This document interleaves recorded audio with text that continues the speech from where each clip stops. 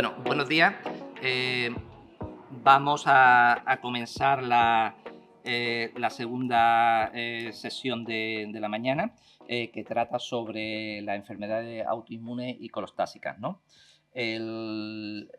La primera sesión va a ser presentada por la doctora Lleo, que es profesora de medicina interna en el Humanitas Research Hospital en Milán, y va a hablar sobre la hepatitis autoinmune, y perspectiva. Cuando quiera, Ana. Hola, buenos días. Muchas gracias.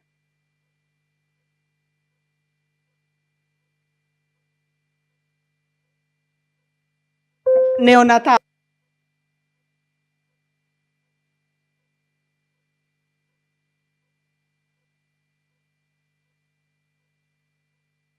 Las guías de la EAS que salieron el año pasado. Estos son mis conflictos. Ninguno de ellos tiene que ver con esta presentación. Tengo que hacer yo un disclosure, es que no sé hablar español. Lo siento muchísimo, soy española, nací en España, pero me formé en Italia y entonces os pido perdón, pero voy a hacer la presentación en inglés. Luego para la discusión podemos hablar tranquilamente en español. So this is the presentation. The guidelines were first presented last year during EASL Congress, and of course you can find them online. This is the main group. The chair was George Dalekos, and I was the EASL representative at the time. And this is the Delphi panel that actually helped us a lot to, find the right recommendations. And I want to thank them all because of the time. Okay, sorry. Because of the time that they put into it and the actual help that they provided.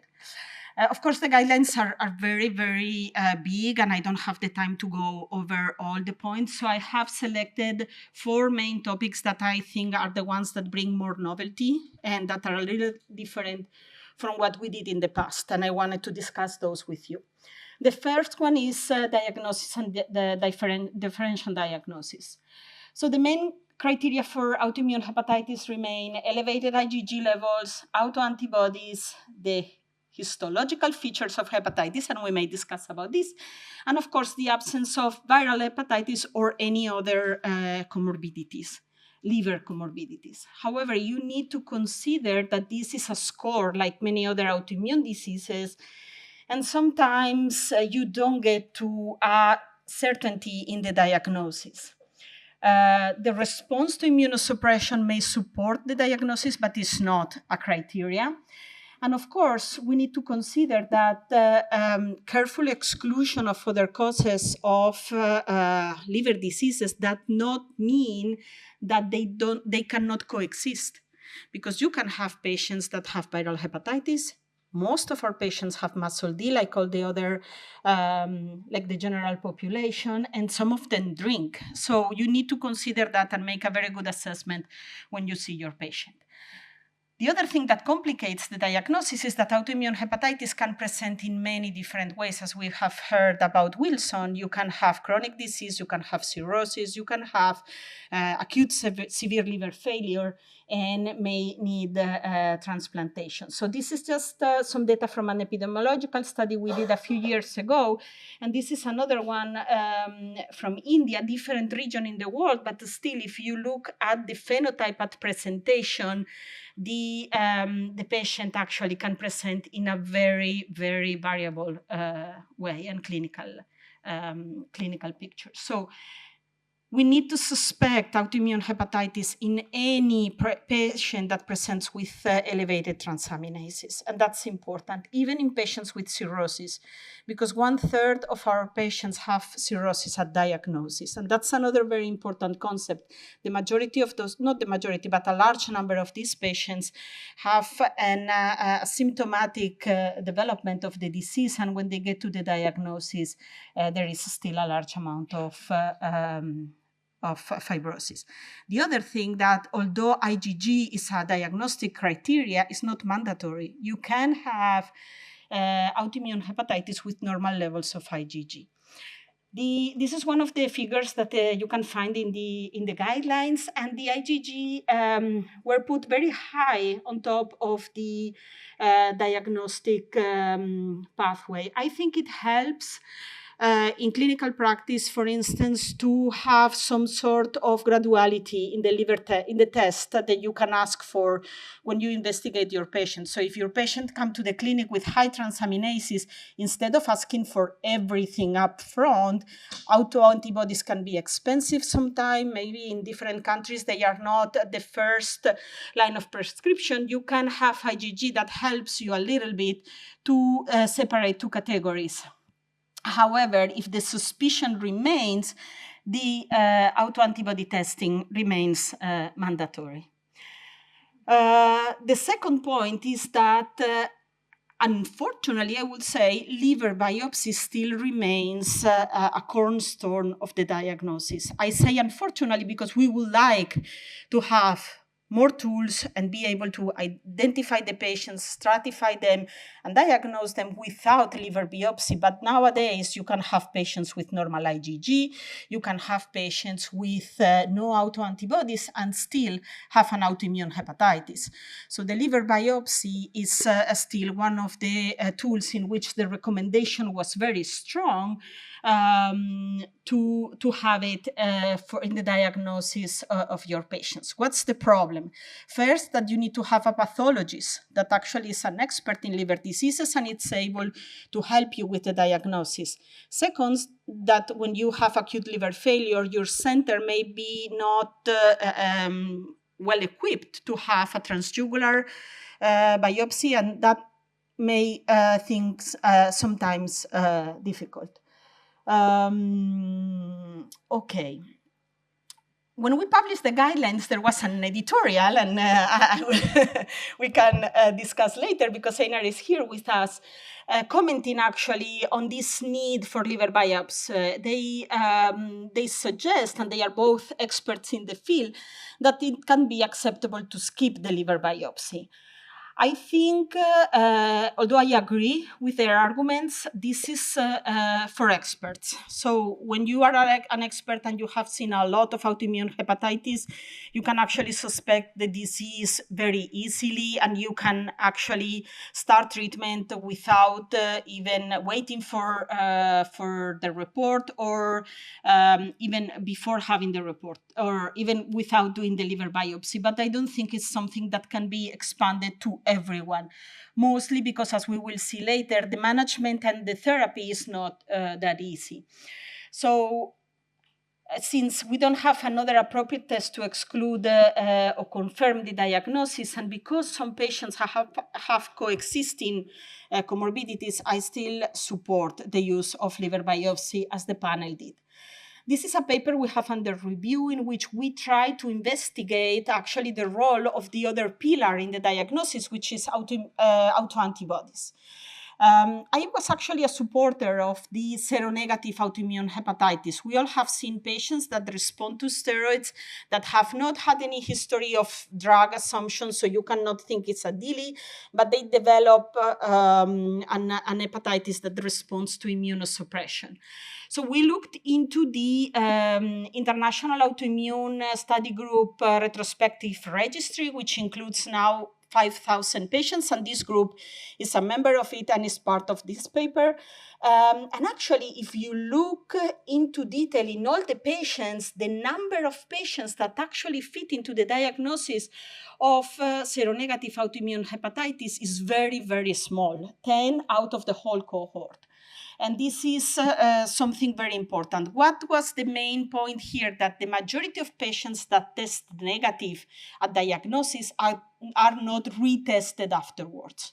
And it is very important to retest your patients within the first 6 months, because the pathogenesis of autoimmune hepatitis is not B-cell mediated. The B cells are an epiphenomenon, so the antibody generation may come afterwards in the natural history of the patients. So how do we treat these patients after the diagnosis? Importantly, we need to also know what are we looking for. So what do we want out of this treatment? How we define response? And this is still something not clear within the community. We are performing a response criteria and endpoints work that will be finalized in Boston this year in August to try to actually come to a consensus on the endpoints to be used in autoimmune hepatitis. What I can say from the guidelines now is that your complete response should be defined as normal IgG and normal transaminases. The role of IgG is still to be debated, and that ideally within 6 months from the baseline of starting your treatment. The goals of our treatment, of course, is to induce remission, to prevent disease progression, and to improve overall liver-related survival. And this is because we know, again, from work from the International Autoimmune Hepatitis, that patients that respond to treatment have less incidence of cirrhosis and better overall survival. So it is clear in the natural history of autoimmune hepatitis that treatment is key to avoid progression. And this has been also confirmed in our work from the Belgium cohort. So, of course, the goal of treatment have been explained. So how do we treat our patients? And I think here there are a number of novelties in these guidelines compared to the past. So you start with steroids, and that's still the cornerstone of treatment. The first important concept is that the tapering of steroids should be based on the response in terms of transaminases. There is no fixed schedule. It's not after 1 week I do this, after 2 weeks I do that, and I never monitor the transaminases. I follow the transaminases and I reduce my steroids based on the biochemical response. The second concept is you can start with lower dose of prednisolone and 0.5 milligrams per kilo per day, which is lower than suggested in the past. Of course, here I'm not speaking about acute liver failure or fulminant autoimmune hepatitis. That's another story that I won't treat today because there is no time. But even in severe hepatitis without liver failure, you can start with lower dose of transaminases. The third concept is the immunosuppression that follows after steroids. You can use both azathioprine and mycophenolate, and they are both considered good first-line immunosuppression therapies. In the past, it was suggested to start always with azathioprine, but now we have data that suggests that mycophenolate can be a good drug. The good point of mycophenolate is you can start right away if you have, for instance, altered bilirubin, which you cannot do with azathioprine due to the risk of liver toxicity, and that may buy you some time to avoid the use of steroid. However, the two of them are more than acceptable. The data from mycophenolate come, of course, from the toxicity of the drugs. We want to avoid the use of prednisone as much as possible, so we want to start as soon as possible, but also we all know that the tolerance of azathioprine is not ideal in the population. So this is a work from the Netherlands in which they compared patients that were induced with 1 milligram per kilo per day versus 0.5 milligrams per kilo per day of prednisone, and they show that there is no difference in terms of normalization of transaminases or biochemical response at 6 months, but of course the patients that were treated with lower dose had much better quality of life and less side effects.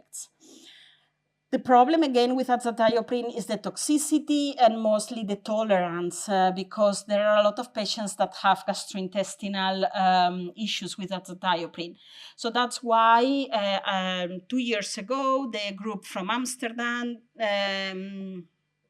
published this nice randomized control trial, open label, in which they randomized the patients to use prednisone or mycophenolate up front, and they show that actually not only the tolerance but also the biochemical response was better in mycophenolate.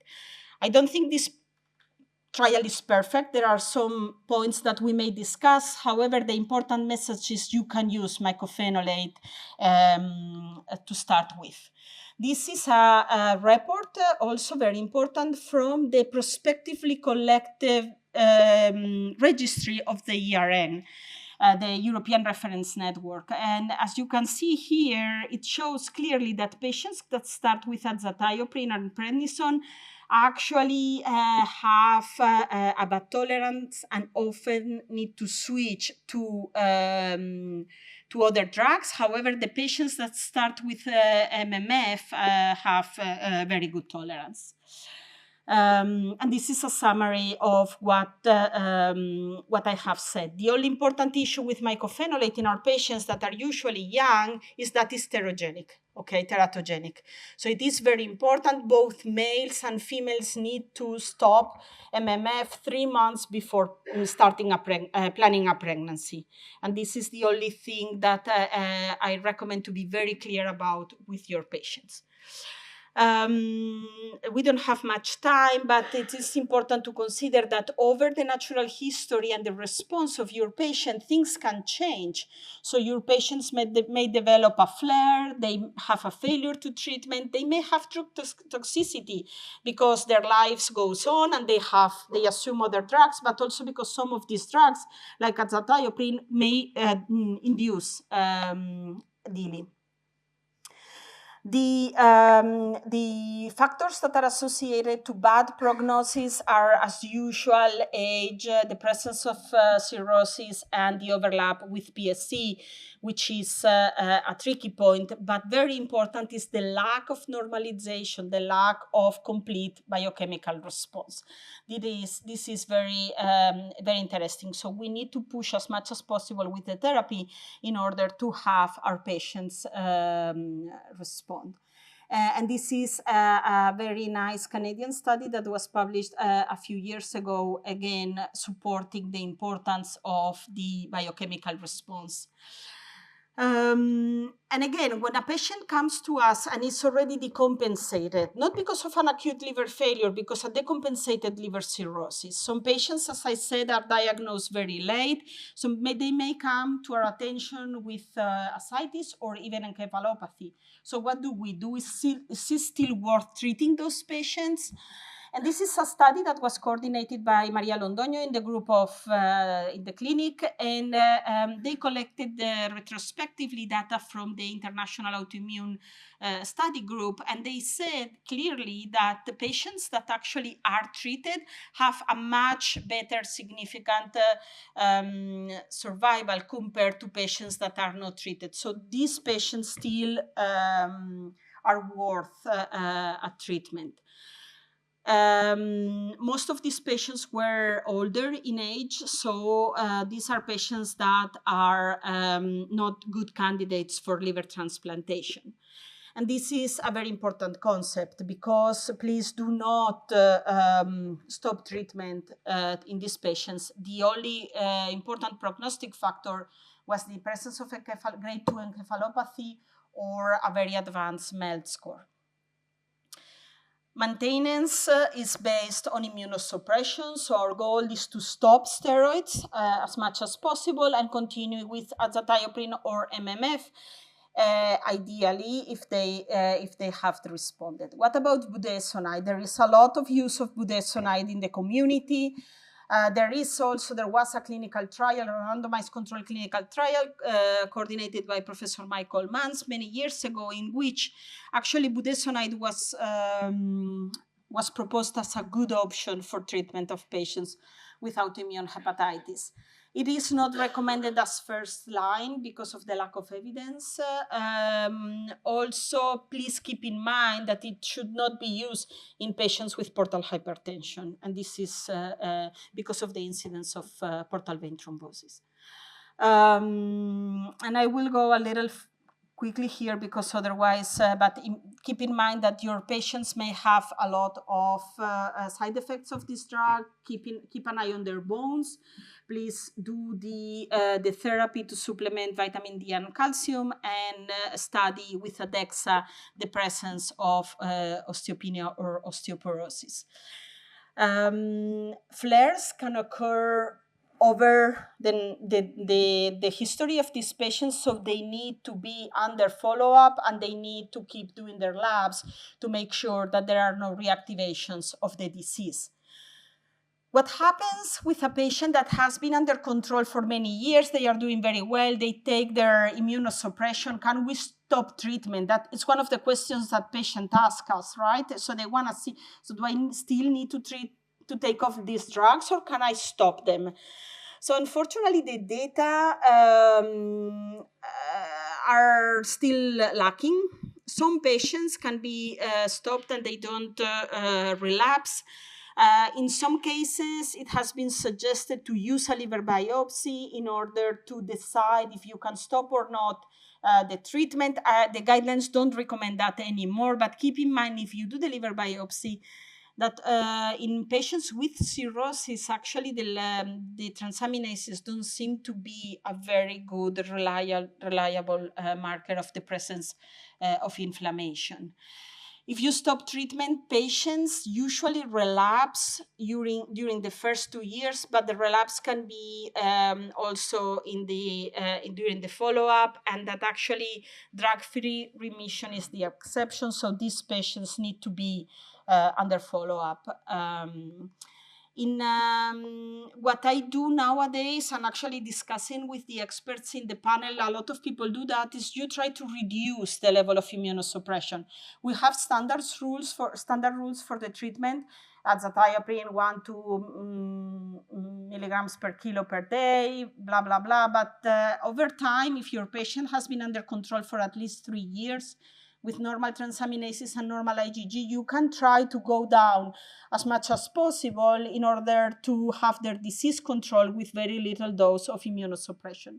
And I have a good number of patients that are just taking 50 milligrams of azathioprine, and they have perfectly normal transaminases. So at least you have saved some immunosuppression.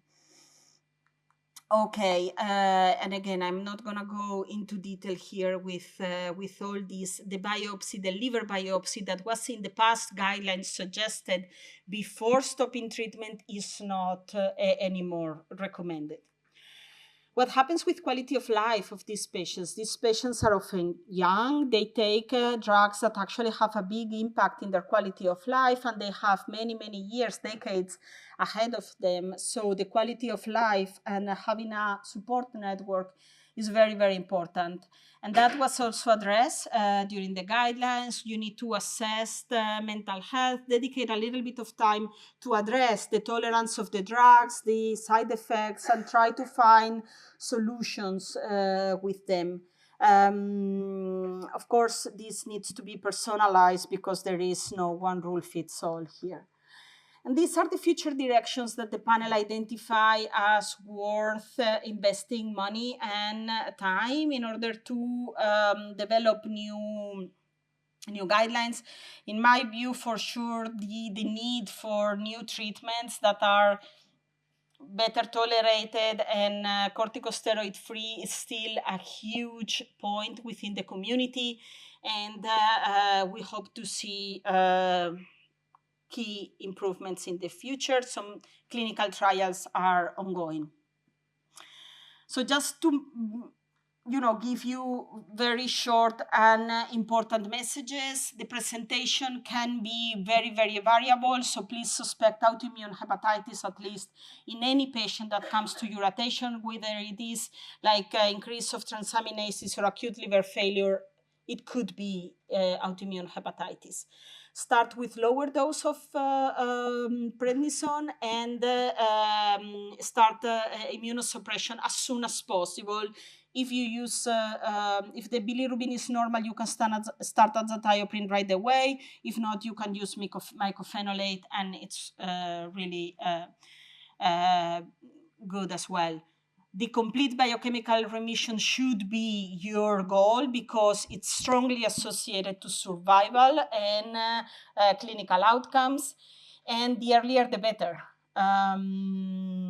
Because of course cirrhosis and decompensation, like in any other liver diseases, impact the outcome of these patients.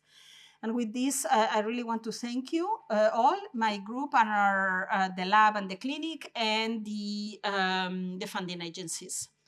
And if you want to reach out, that's my email.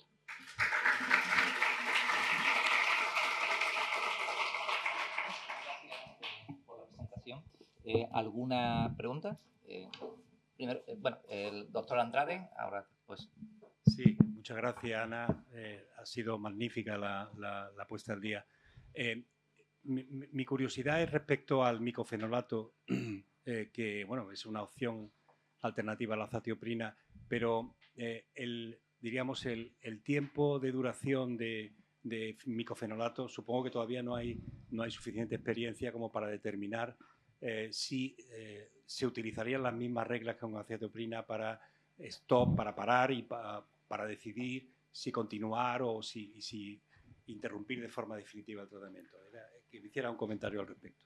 Sí, absolutamente. Es verdad que no hay la misma experiencia que hay con la azatioprina, pero es verdad también que ya llevamos usándolo muchos años en realidad.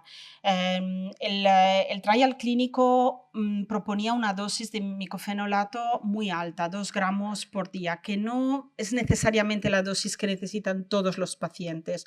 Yo personalmente tengo un montón de gente que con 1 gramo al día va fenomenal, responde y no tiene ningún tipo de problema. Hoy por hoy la regla de no suspender la inmunosupresión es igual respecto a la azatioprina, pero es verdad que necesitamos más datos. Es un fármaco muy manejable. Tengo que decir que yo personalmente en la gente, por ejemplo, de una cierta edad, empiezo directamente el micofenolato porque es tolerado mejor, tiene menos problemas en general. Con la gente joven todavía tiendo a utilizar la azatioprina primero y luego, si no la toleran, pasar al micofenolato.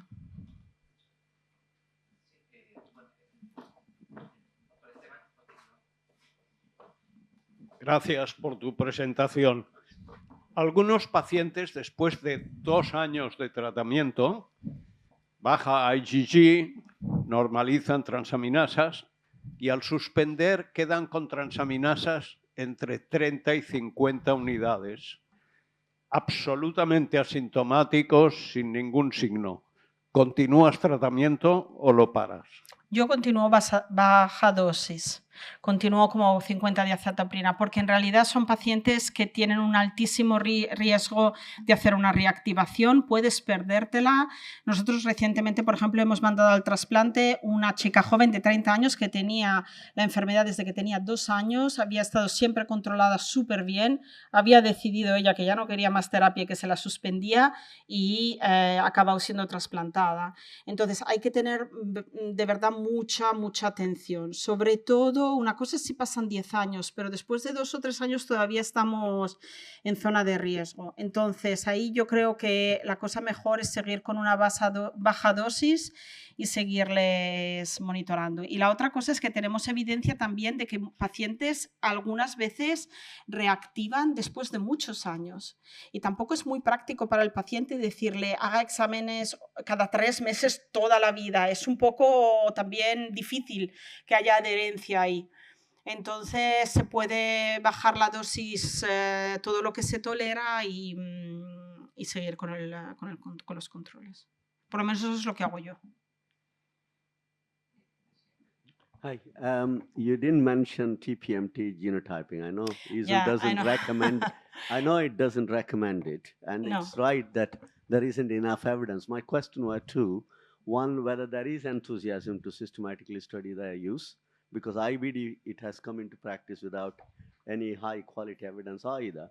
Second is that, you know, these are over methylators, small group of people where low dose of azathioprine might be sufficient and helpful.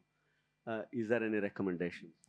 Yeah, so there are two things in the recommendation that I think fit here. One is the fact that, of course, the genotyping is not upfront recommended.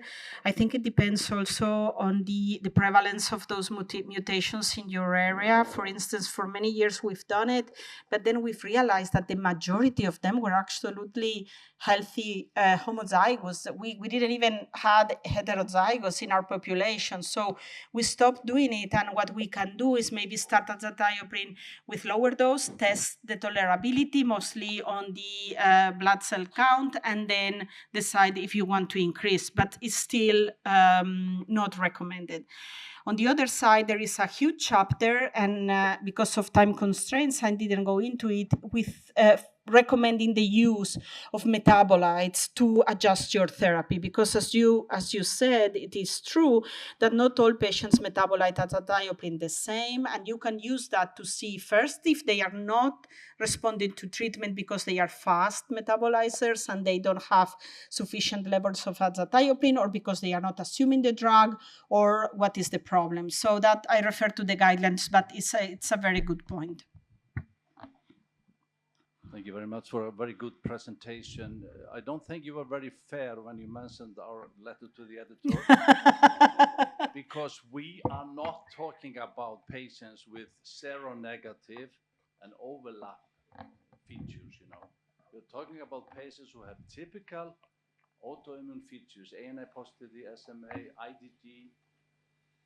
I mean, a study from the Mayo Clinic showed that doing a liver biopsy in these patients did not change management. Even those who had atypical histology, they also received corticosteroids. So why should you do a liver biopsy?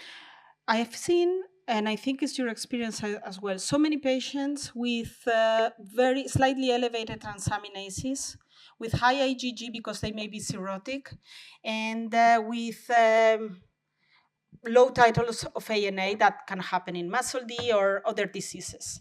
These patients have been treated in non-referral centers or not big centers with steroids per years without benefit, but with a lot of side effects. And this is common practice. At least we discussed that in the panel, and it was like it was a common evidence of referrals of patients that had. And it happens in all the diseases, and I think that's also up to us in the community to disseminate, to educate, blah, blah, blah. But for a disease like autoimmune hepatitis that requires long-term toxic therapy, having at least a baseline biopsy that you can go back to, because that the other point with the biopsy is that it stays there. You can revisit that biopsy many years after. But there is a recent paper just accepted in elementary pharmacology in Germany, where they did biopsies and go with low ALT and AST, and it didn't help. So you just read this. And one more important thing, you say we need a liver pathologist. There was a study we did, and Raul and Maribel were part of it, where 4 distinguished pathologists, they were blinded if it was DILI or autoimmune hepatitis. And there was only a 46% agreement, total agreement, where this case was autoimmune hepatitis. So yeah. I don't think you can say it's a strong evidence for liver biopsy. It's based on expert opinion, in my opinion. No, well, thank you very much, and it's great to have you here. So I'm just, to discuss about this, because I actually, as an expert, at least I consider myself an expert, I agree totally with your position. I agree. But I see also the side effects of people that may have less experience, because it is still a rare disease, although it's increasing. The other thing is that we didn't address the point of autoimmune hepatitis like DILI, which is another chapter. So I know it's very difficult for the pathologists to differentiate those, but it is very easy to differentiate other etiologies. But I totally see your point, and I cannot say that I don't agree. Perhaps to follow this discussion, the other point is that the non-invasive markers, particularly the elastography, at the initial diagnosis, it can be higher because ALT are higher, and perhaps don't translate the liver reality, but this perhaps could be another point. Yeah, that's for sure another point. I have to say that the case of autoimmune hepatitis is actually tricky because sometimes I think it's your experience as well. You have these huge, very edematous livers that seem cirrhotics, that have huge inflammation, and they may seem even nodular or even cancer. Sometimes they get biopsied because it's not clear, but it's just the huge inflammation that alters the structure so much. And then when this actually is treated and the patient goes into remission, you have very low FibroScan levels, 4, 3, but still the morphology of your liver is still nodular or altered. So I think the use of FibroScan in autoimmune hepatitis is still to be defined, and still the group from Canada will present a very good study, I think in ISEL, in which they actually studied a huge cohort and the use of FibroScan over time, and I think that's going to help very much. Y Ana, mi pregunta ahora en español. El precio de azatioprina y micofenolato es completamente diferente. Ahora no mucho porque el micofenolato es genérico. ¿Sí? Por lo menos en Italia sí. El Celcept ya, creo que hace ya 2 o 3 años que es genérico. ¿Y cómo cambias en sujetos jóvenes que están con micofenolato y quieren tener familia azatioprina? ¿Cambias bruscamente? O? Sí, cambio bruscamente. Al contrario, es distinto porque el metabolismo de la azatioprina es más largo, es distinto, pero de micofenolato a azatioprina puedes cambiar bastante rápidamente. Generalmente, si están muy bien controlados desde hace años, yo lo que hago es introducir 5 miligramos de prednisone y dejarles que hagan su embarazo así, normalmente sin ningún problema. Depende un poco del paciente, tienes que hablar con él también.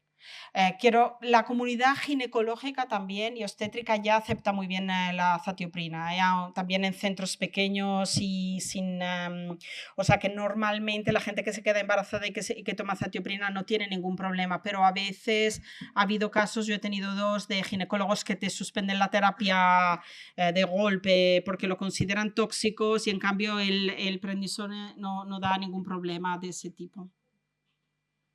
Bien, la última pregunta y ya pasamos a la siguiente charla. ¿En qué casos, si te los plantean en algún caso, te plantearían suspender la medicación, ¿no? Y si te lo plantean, ¿ves necesario realizar una biopsia hepática previa? No, hoy por hoy no. Se ha demostrado que en realidad, vamos a ver, la idea de las guías anteriores era: haz una biopsia, si la biopsia todavía tiene inflamación, no suspendas. Si no hay inflamación, puedes probar a suspender, pero el 50% todavía reactivará. Entonces, al final, en realidad te ayudaba muy poco porque identificas lo que puedes suspender, pero casi todos reactivan. Un poco difícil y es un examen invasivo, había gente que acababa haciendo muchas biopsias, entonces la realidad es que hoy por hoy lo que se aconseja es de tener muchísima prudencia en suspender porque la mayor parte reactiva y de probar a reducir la inmunosupresión en vez de suspender de golpe. Muchas gracias. Gracias a vosotros.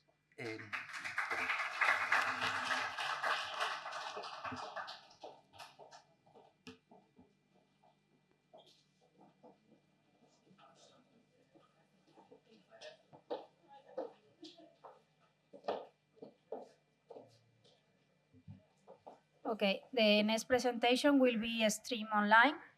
It's titled Clinical Assessment and Management of Symptoms in Patients with Chronic Cholestasis, and is presented by Dr. Jessica Dyson from Freeman Hospital in Newcastle.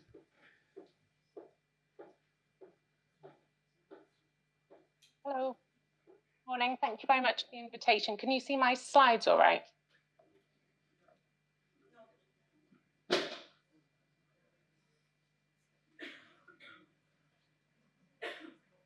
Good morning. Can you see my slides okay?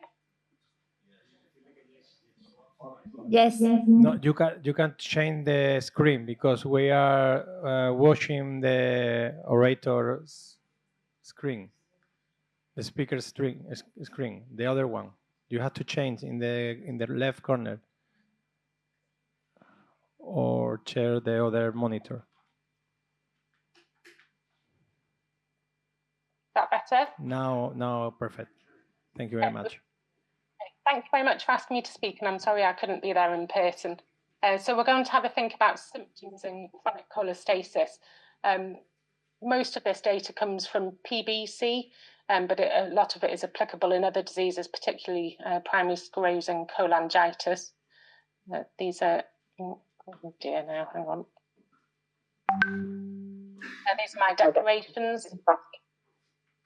And I think first of all, we need to think about the problem. We know that in PBC there was a very high symptom burden. About half of patients described fatigue and cognitive symptoms. In terms of cognition, we often hear people describing this as a feeling of brain fog or wading through cotton wool. About 40% of people have pruritus, and itch can be extremely disruptive and negative impact on quality of life. And many patients, even in the absence of Sjögren's syndrome, have sicker symptoms with dry eyes and dry mouth.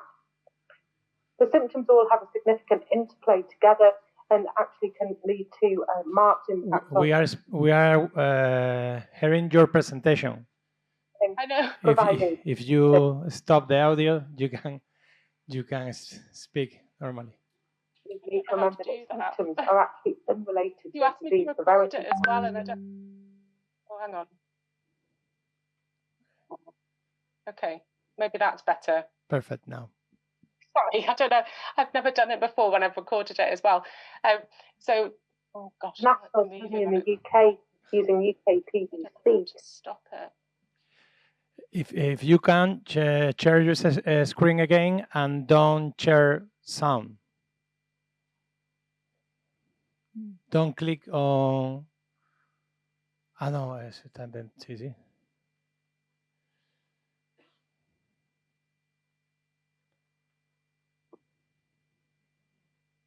Wow.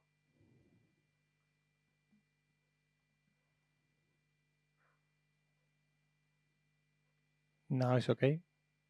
Try to pass to the next slide. Okay, now it's perfect. ¿No? Ah, no, pero es que ya no tiene nada que ver, está silenciada. You are silent. You are mute. No, the screen is okay. Your microphone. Yes, now. Perfect. Is that working? Okay, Lord. Sorry, I've now got a bit confused. So I was just saying that the symptom burden, this data is from PBC, so a high symptom burden, half of patients fatigue and brain fog, about 40% of patients have pruritus at some point, and all of those symptoms interact to give often quite significant negative impacts on quality of life and social functioning. It's important for us to remember that actually symptoms are often unrelated to disease severity. So even if someone's biochemistry is not strikingly abnormal, they may still have significant symptom burden.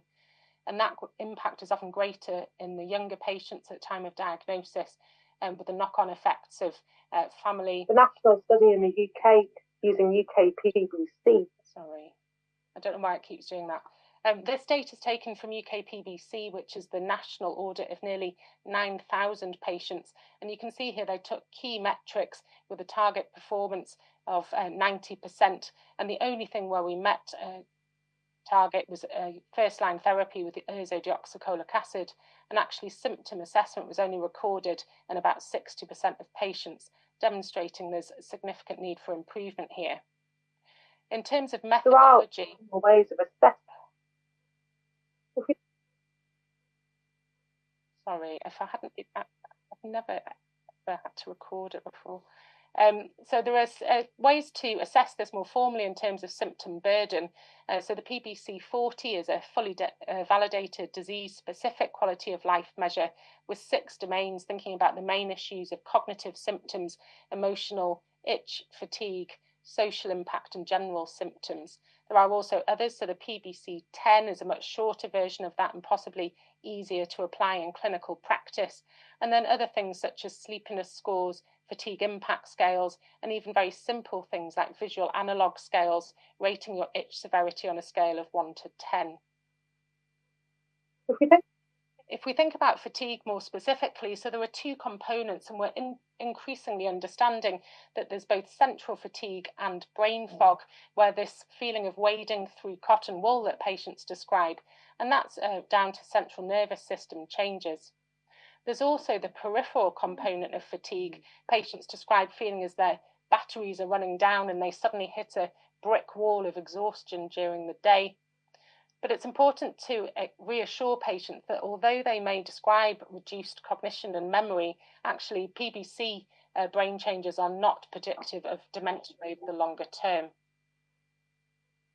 There are also demonstrable brain changes on MRI, and these occur actually very early in the disease process, within 6 months of diagnosis, and they are irreversible with a lack of improvement with transplant.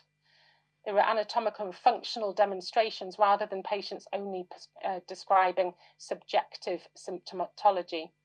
And you can also have a contribution here from autonomic dysfunction. So actually patients should be encouraged to keep themselves well hydrated, and this is important to be aware of if we're using blood pressure modifying therapies. In terms of treatment of fatigue treatment, really this is one of the main things where we really struggle at the moment. We haven't found evidence that any of the available treatments impact on fatigue. So ursodeoxycholic acid here below, so none of the domains of the PBC-40 improved with ursodeoxycholic acid. Here, the original trials from obeticholic acid showed no impact irrespective of dosing. A number of years ago now, we did a placebo-controlled trial of rituximab with the primary outcome being fatigue, but actually there was no significant difference between rituximab and placebo. And in terms of expectation setting, it's important to explain to patients that actually the fatigue related to the disease itself will not improve with liver transplantation. So if you have no treatment, so how do you manage fatigue? We don't have a therapeutic treatment as such, but it's really important to look for other causes. So autoimmune disease often goes together. So remembering to check for hypothyroidism, causes of anemia, such as B12 and folate deficiency. We know that cholestasis is associated with fat-soluble vitamin malabsorption, and vitamin D deficiency being one of those, and can contribute to fatigue. And then other concomitant problems, so medications. The classic one, I suppose, in terms of liver disease is beta blockers, which can cause in their own right fatigue and are increasingly being used in cirrhotic patients. And then sleep apnea, depression or mood disorders, all of which can be treated and may improve overall functioning. It's important to encourage patients to improve in their activity levels. And Professor Jones, one of my colleagues in Newcastle a number of years ago now, developed the TRACE approach, so treating underlying causes, trying to ameliorate the effects of fatigue and help the patient find coping mechanisms. And importantly also to empathise and try and understand the magnitude of the problem for patients, because even if we can't treat it, we need to try and support them in managing their symptom burden. And this is really interesting data. Actually, I think we all know, even if you don't have fatigue that is related to a medical problem as such, the temptation when you're overwhelmed and fatigued is to do less. But actually, there's increasing evidence to suggest that exercise in its own right is actually very beneficial in fatigue. We would often encourage patients to have pacing strategies, so their symptoms are better, the fatigue is better in the morning, and actually they run out of steam. I'm thinking about cognitive function here. So actually there's no data at the moment for the licensed therapies being absolutely proven, but obeticholic acid, when used in mice studies, actually did show benefit in cognition, and unlike ursodeoxycholic acid. This has led to the OAKS trial. This has led to the OAKS trial. So actually, this is a trial of using obeticholic acid early in the disease process in one arm of it. So particularly focusing on the cognitive symptoms Of course, we're used to obeticholic acid in the context of biochemistry, but this is placebo-controlled, divided into patients with a longer-term diagnosis versus a new diagnosis. And outcome measures are both subjective in terms of symptoms, but also biochemical and radiological in terms of MRI evidence to suggest brain changes and whether we have any ability to modulate those. There's also interesting data about newer compounds coming through. So neurosteroids are now of note.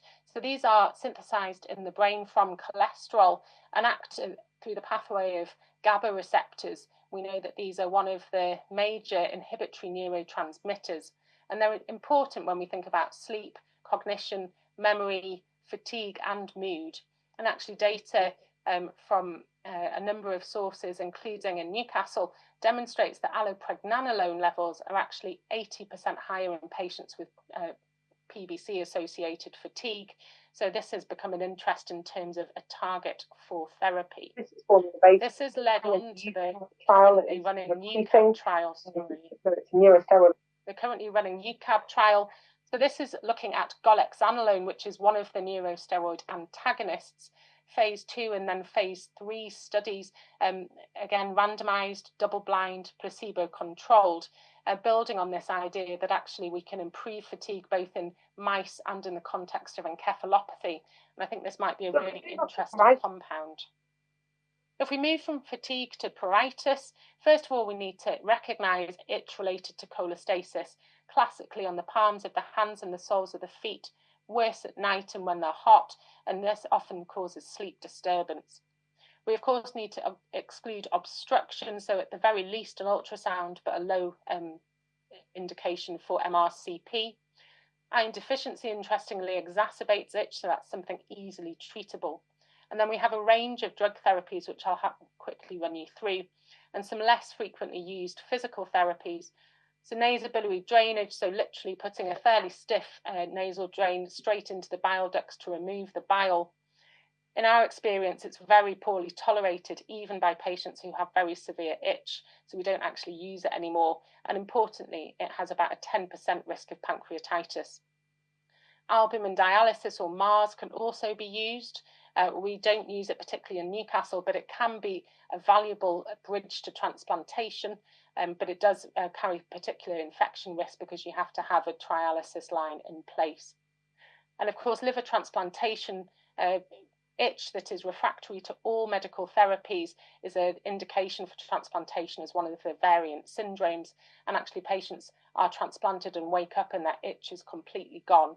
And they do not have to be cirrhotic in the context of itch for liver transplantation. And it's a bit akin to the UK PBC data.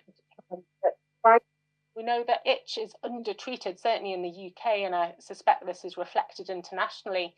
So this is data looking at therapies received for itch, and actually the bottom bar there. So if you take all patients with itch, on the right-hand side, the red bar is people who are not on any therapy, and over half of patients who have itch are not on any treatment at all. And even if you look at the severe pruritus group in the top bar, about 15% of patients aren't receiving any treatments. And clearly this is unacceptable when actually we have a number of therapies available for itch. In terms of the impact of itch on quality of life, this is quite interesting data taken from the recent Glimmer study. I don't think anyone would question that quality of life is impaired in other chronic disease such as Parkinson's, heart failure, end-stage kidney failure. But actually this data suggests that PBC, severe pruritus, actually sits on a very similar level to severe Parkinson's in terms of the negative impact on quality of life. And therefore we need to take it very seriously. In terms of drug therapies, so bile salt sequestrants are going out of the guidelines, but actually in my clinical practice, we find them very effective for some people and they are very safe. Questran or cholestyramine can be difficult to tolerate, but we do use colesevelam quite a lot with good effect. Second in line, I would use rifampicin normally, so a PXR agonist, starting low and working up to a maximum dose of 600 milligrams a day. Again, a very effective therapy, but you do need to be vigilant about the risk of acute liver injury. and also just warn patients that their bodily secretions will turn orange. Beyond that, this is my kind of personal stepwise ladder, and you'll see variations on a theme depending on who's giving a talk about this.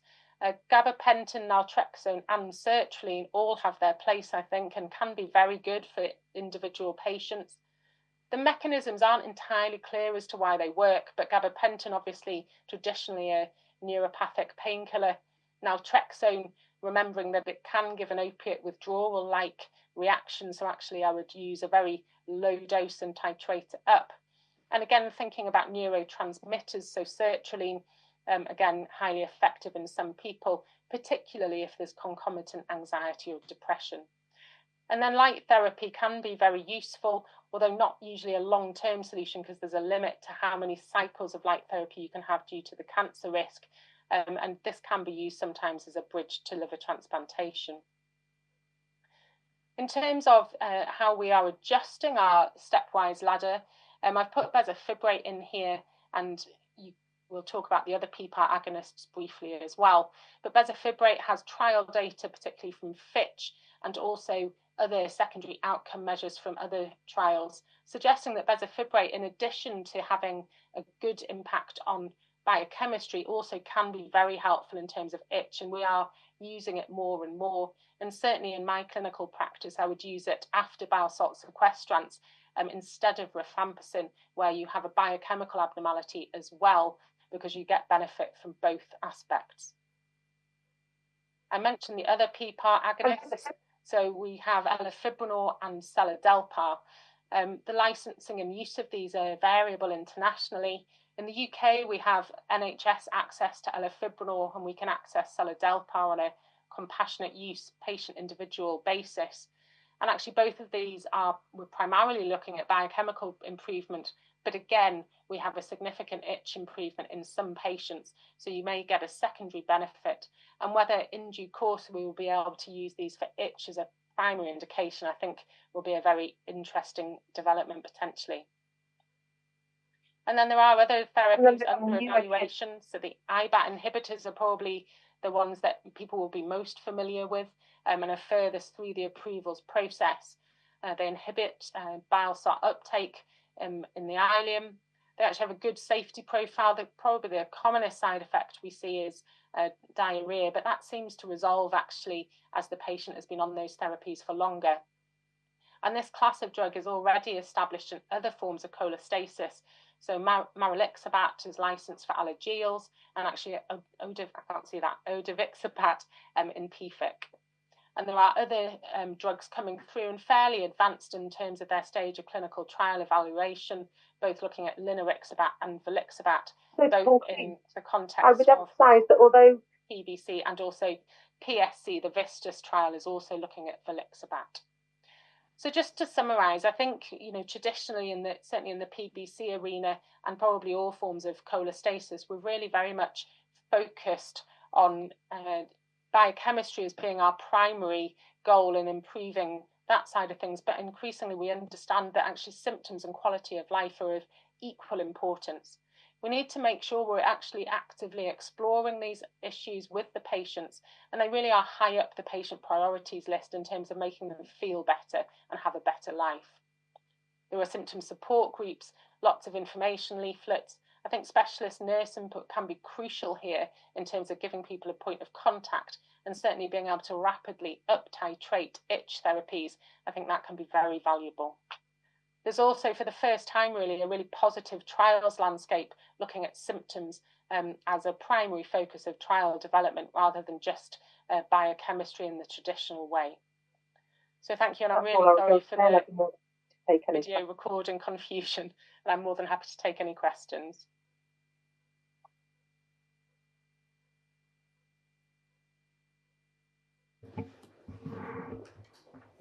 Thank you so much. Any question?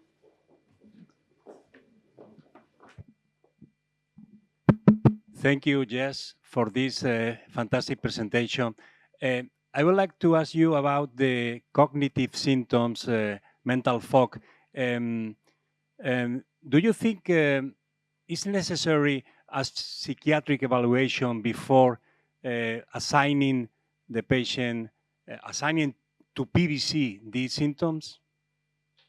No, I think that's a really good question. And although the PBC cognitive symptoms in themselves aren't predictive of dementia, which I think is probably what you're kind of alluding to, I think it is particularly if kind of rapid deterioration in memory, particularly, then yes, certainly we need to be mindful of that. You can have, of course, concomitant psychiatric or dementia diagnosis.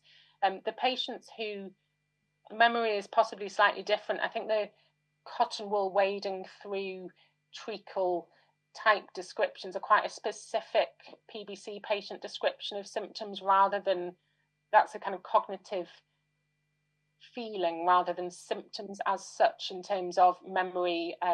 So I think although we need to be very mindful of it, we wouldn't routinely ask for psychiatric evaluation.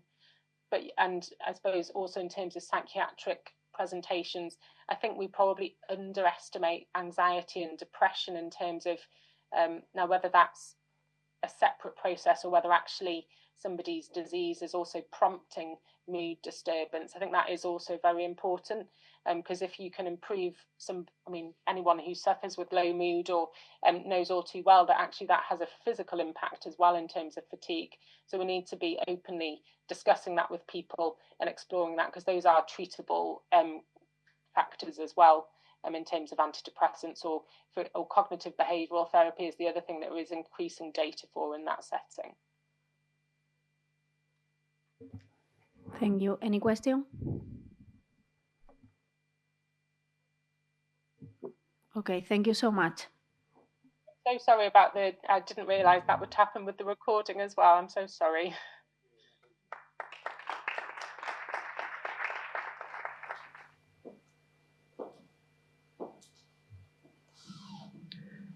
Good morning, everybody. Thank you very much for this kind invitation to speak at the meeting. And Está grabada, ¿no? Vale. The next presentation will be recorded. It's titled Primary Sclerosing Cholangitis and the Gut Liver Axis Approach, and is presented by Dr. Palak Trivedi from Birmingham.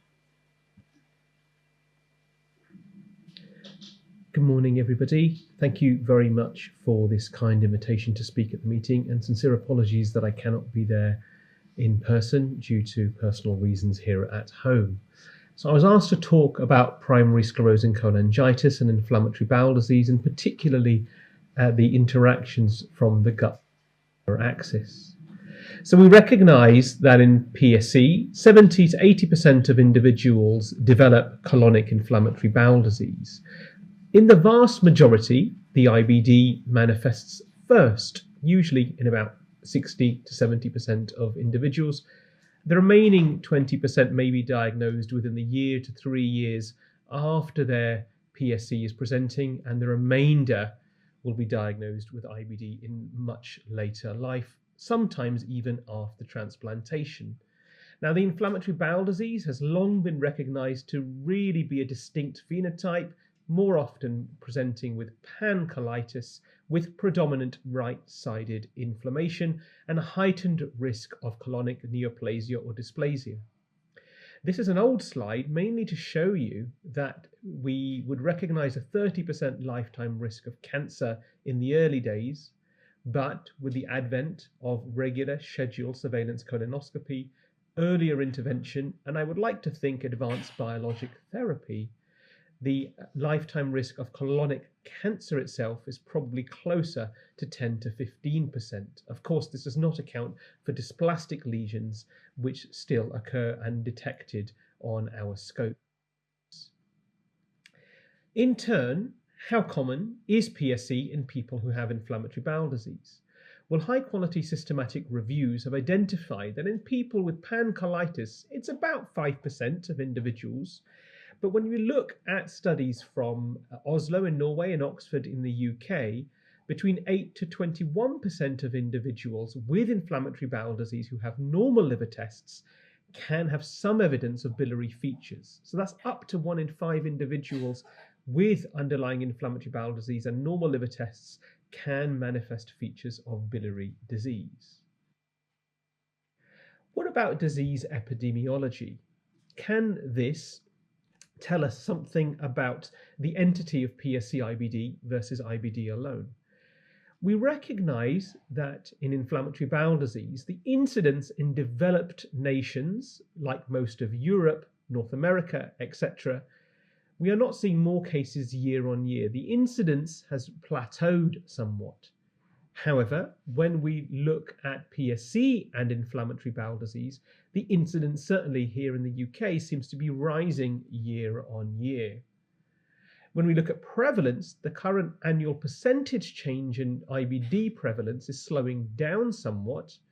But when we look at that for PSC-IBD, whilst it is still slowing down, we are still seeing more changes in terms of prevalence of PSC-IBD, i.e. the prevalence is going up, and the forecasted annual percentage change of PSC-IBD compared to IBD alone is also greater. So we are likely to see more PSC complicating IBD in the coming years, forecasted to be approximately a 9% increase every 5 years, i.e. every year the prevalence of PSC-IBD in an IBD population is going to go up relative to the previous year by about 9%.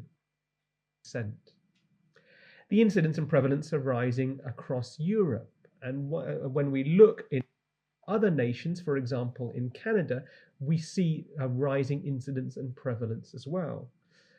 We also recognize that in when we these particular statistics, when it comes to the incidence and prevalence sort of in Canada, is different to what we see from PSC-IBD compared to inflammatory bowel disease isolation. There is an increasing understanding that approximately 1 in 3 to 1 in 4 children and young adults who present with autoimmune hepatitis go on to develop biliary features comorbid with inflammatory bowel disease, and they eventually evolve to a sclerosing cholangitis predominant disease distribution. Now, this does not require a label of overlap syndrome, autoimmune sclerosing cholangitis. This very much is a highly inflammatory version of autoimmune hepatitis, PSC, where PSC is the predominant disease entity, but has just presented somewhat atypically in younger age groups. And it's very much akin to those of, older in the audience who are Star Wars fans, where you see a nice disease like autoimmune hepatitis in terms of being easy to treat, responsive to immunosuppression, evolving over the course of time to becoming a much darker entity in PSC, for which, sadly, there is no medical therapy proven to slow disease progression. It was the Heidelberg group that showed many years ago that the presence of IBD in individuals with sclerosing cholangitis may be impactful with regards to liver disease progression. What they showed was that in people with PSC who do not have inflammatory bowel disease, transplant-free survival was much better compared to those individuals with PSC who had inflammatory bowel disease.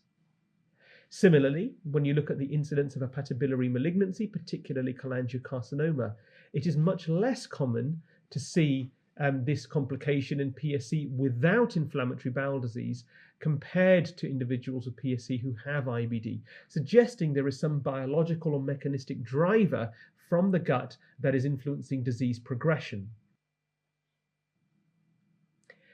More recently, colleagues from the International PSC Study Group have published this landmark study wherein it was shown that individuals who have PSC that undergo proctocolectomy, the key thing there is proctocolectomy with an ileostomy, not a restorative procedure, have a much lower risk of meeting the endpoints of liver transplantation and death. However, if they end up having a proctocolectomy with a pouch, or i.e. they do not retain their ileostomy, the outcomes are no different compared to individuals who do not have a colectomy at all, suggesting that early on in the liver disease course, individuals who require bowel surgery, either because of dysplasia, neoplasia, colitis refractory to medical therapy, an early surgical intervention may favorably alter their liver disease course. What about outcomes in PSC versus PSC without IBD versus that with IBD from other cohorts? Well, this is some data from the Trinetics database published by Dan Rocky and colleagues. And again, we see here that the presence of inflammatory bowel disease here is associated with a worse liver disease course in this patient population. And it's taken a long time to get this data, to understand it, because we needed big cohorts to understand the impact of IBD on native survival. But what we understood before that from many years was that in individuals who have PSC and IBD who undergo colectomy a bit later in their clinical course, so they're still on that trajectory towards needing liver transplantation, early colectomy was associated with a much lower risk of developing recurrent disease, whereas colectomy after transplantation, or the absence of colectomy overall, was not associated with any protective value. And this has since been independently validated in at least 3 other cohorts and since in several more. We recognize that active colitis, and this is old data, this is nothing new really, but we recognize that active colitis is a major risk factor for graft loss. It's a risk factor for hepatic artery thrombosis and a risk factor for recurrent PSC. So tight and good control of inflammatory bowel disease activity in individuals who have not undergone a colectomy but who require liver transplantation is absolutely pivotal at maximizing peri-transplant outcomes. So how many individuals, what proportion of individuals develop active IBD after transplant? Well, it's about 40%. 40% of people will experience a deterioration in IBD activity after transplantation. And that's been associated not just with a younger age group, but also with mycophenolate-based immunosuppressive regimens, which is why, certainly in the PSC IBD cohort, at least in our practice, we still favor tacrolimus and azathioprine-based regimens rather than a mycophenolate based protocol.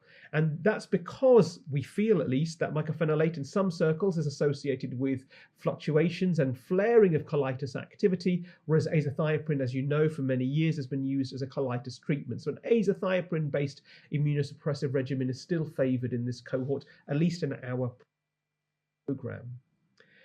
We recognize that IBD before and after transplantation, again, is associated with an increased risk of recurrent PSC, as are other inflammatory insults, such as recurrent cholangitis before transplantation and multiple acute rejection episodes. And just to summarize, this is a very thoughtful editorial by my colleague Brechtje Mol in the Netherlands, who's really driving epidemiological-based research in PSC IBD, just summarizing the key studies regarding IBD and the impact on liver disease progression before and after transplantation. So when individuals undergo colectomy for PSC IBD, it was long thought that this was predominantly because of colonic dysplasia, neoplasia, but actually the main reason people undergo colectomy in this cohort is because of disease that's refractory to medical therapy. So that old concept that we had sort of many years ago, that colitis and PSC is a relatively sedentary, benign course beyond the cancer risk, is not really true. I agree that symptomatically they may not be so burdensome for the patient, but endoscopically, histologically, certainly when it comes to the seeding of therapeutic response, intervention needed, it is certainly more impactful in the PSC IBD group compared to those with IBD alone. There is no RCT level evidence for the management of colitis associated with PSC IBD. There are lots of case series, multi-center studies when it comes to using anti-TNF agents, vedolizumab, JAK inhibitors. But these are small cohorts, they're not RCTs, and the data from them shows that yes, they may work to improve colitis activity. We use them in day-to-day practice. There are some nuances. So for example, anti-TNF therapy in some old studies was associated with a 7-fold greater risk of acute cholangitis. So your PSC patients who suffer with recurrent acute cholangitis who need a biologic for their IBD, whilst we may use anti-TNF agents, they're not often my first go-to in this cohort because of that infection risk.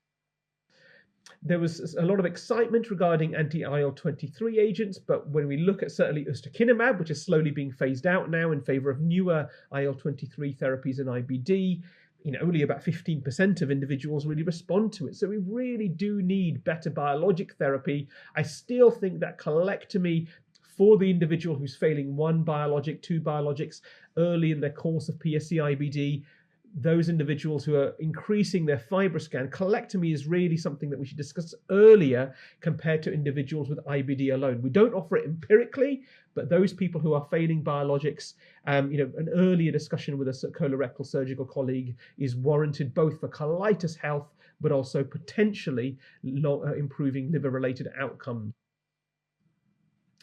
So, because IBD activity impacts a clinical course both pre and post-transplantation, the next question is why? Why does that happen? So everyone turns their attention to the gut microbiome, and these studies are fraught with speculation, conjecture, and several caveats. If I was to sample microbiome-based patients in the UK, even in Birmingham compared to London, it will be different. For the PSC cohort living in different cities, it will be different to where you are right now. The microbiome is going to be very different because of the environments we live in, the dietary factors, the co-housing, lots of as yet unidentified covariates. But some common signals that we see across the PSC literature is the fact that in PSC-IBD, there is an enrichment of certain players like Streptococcus, like Enterococcus, and there is a decreased abundance of other players, which I'll come on to talk about in a moment. But is this just association, correlation, or is this causation? So one of the strongest bits of evidence that this is perhaps causative comes from adoptive fecal transfer studies. What we see is that if you take germ-free mice and you give them fecal transplantation from humans with PSC, and then in these particular animals, you can see them develop peribiliary, periductal lesions akin to the human condition. And this shows you that you can induce sclerosing cholangiopathy in animals by adoptive fecal transfer. Now, there are some nuances to these models, which I'm happy to be contacted about and discuss further, but principally these are driven, or at least in this model was driven, by the translocation of three particular players, Enterococcus, Proteus, and Klebsiella, and I've put the subtypes there on the screen for you to see. And this is of interest because when we look at patients with PSC-IBD, the abundance of some of these organisms is associated with poorer transplant-free survival in these individuals. The abundance of Enterococci, abundance of Klebsiella, higher values of those is associated with poorer outcomes in these patients. But again, is this just early versus late-stage liver disease? What we see in early-stage disease and we're fortunate that because these patients have annual surveillance colonoscopy from the get-go, we've got samples of individuals who have early-stage PSC-IBD. And what we can see is that early on in the disease course, there is a reduction in this microbial diversity and an enrichment of these pathobionts. And in late-stage disease, that's when the barrier becomes more disrupted and we see translocation. So it is something that we see no matter what the disease stage is. And even after transplantation, particularly recurrent PSC, some of these microbial alterations persist. But what do they do and what do these changes cause? Well, we recognized many years ago that the adhesion molecule biology in the PSC liver is similar to the adhesion molecule biology in the inflammatory bowel disease gut.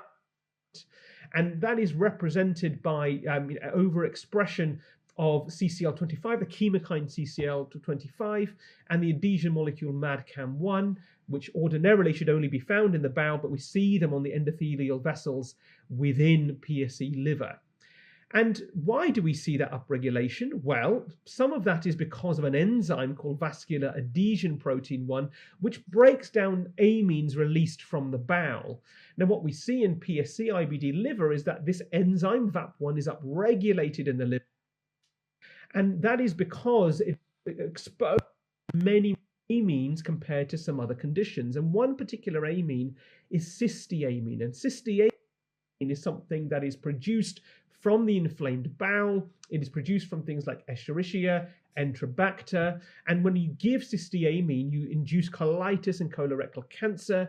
And when you take away cysteamine, it attenuates the development of these complications, suggesting that the gut microbiome may be a producer of these particular substances. Now, there is lots more to the gut microbiome than what I've just shown you in terms of potential signals and triggers: reduced vitamin B6 production, reduced branched-chain amino acid production, as well as impacts on the bile acid pathways, which I'll come on to in a moment. But the question about therapy has then come up. How can we manipulate the gut microbiome for therapy?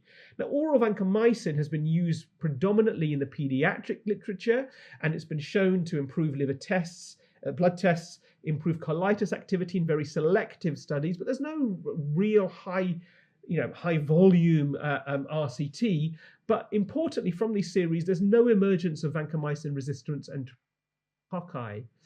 So we recently completed an on-treatment, off-treatment study of oral vancomycin. People with active colitis associated with PSC were given vancomycin to treat what we thought was enterococci-based driven inflammation for 4 weeks, and then we withdrew it for 4 weeks. They were allowed to have paired colonoscopies as well as stool and blood samples, and what we showed was that fecal calprotectin went down on treatment but then relapsed on treatment withdrawal. The Mayo endoscopic score went down on vancomycin treatment. We weren't allowed to do a third colonoscopy, lower GI endoscopy in this patient group, because that was deemed too much for the patient population.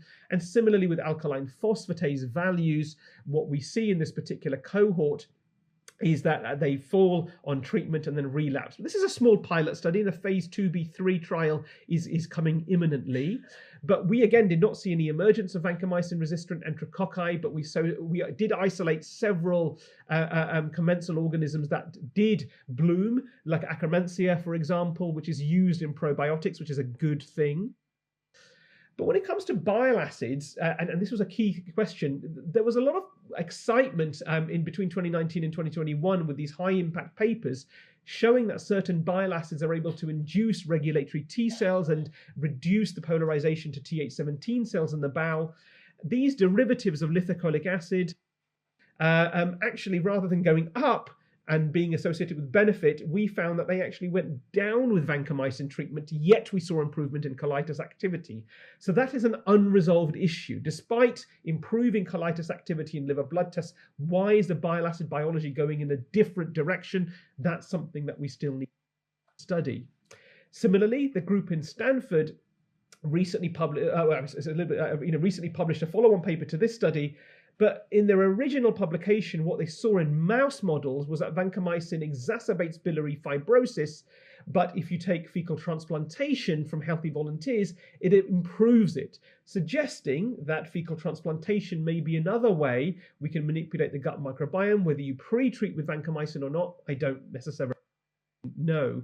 But we are doing the world's first randomized control trial of fecal transplantation in PSC-IBD. We're just over 60% recruited, and we hope to have some results for this very soon. And in the last couple of slides, I just want to highlight another intervention that we're targeting from a gut microbiome perspective.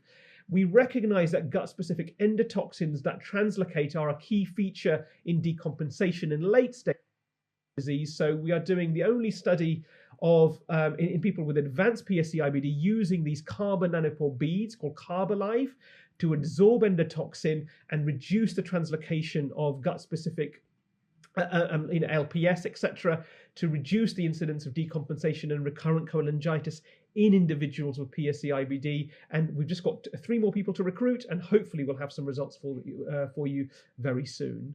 Thank you for your time, and I'm happy to be emailed any questions. And once again, apologies for not being there in person. And I hope that this is a very fruitful conference for you all.